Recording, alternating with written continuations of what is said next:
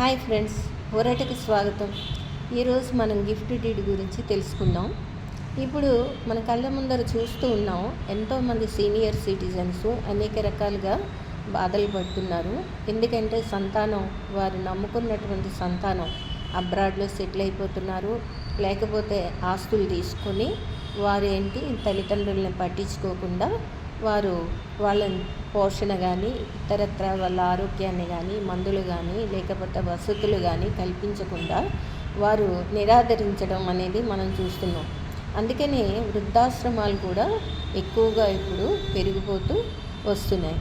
ఇప్పుడు దీనికి ఏమిటంటే పరిష్కారము, ఎవరైతే గిఫ్ట్ డీడ్ రాయాలని రాస్తున్నారో వారు ఖచ్చితంగా ఆ డీడ్లోన ఒక విషయాన్ని పొందుపరచండి.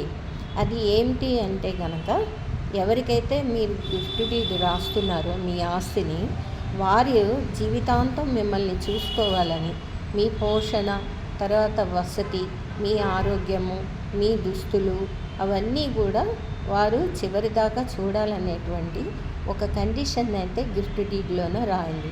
ఎప్పుడైతే మీరు అలా రాస్తారో వారు గనక సంతానం ఆ గిఫ్ట్ డీడ్ చేసిన తర్వాత తల్లిదండ్రులను పట్టించుకోకుండా నిరాదరించినట్టయితే చట్ట ప్రకారం సీనియర్ సిటిజన్ యాక్ట్ ప్రకారం ఆ గిఫ్ట్ డీడ్ని క్యాన్సిల్ చేయవచ్చు. చూడండి ఫ్రెండ్స్, ఇది కేవలం సామాన్య పరిజ్ఞానానికి తప్ప ఎక్స్పర్ట్స్కి అయితే కాదు. ఈ విషయం మీరందరూ కూడా నేర్చుకుంటారని ఆశిస్తూ థ్యాంక్ యూ.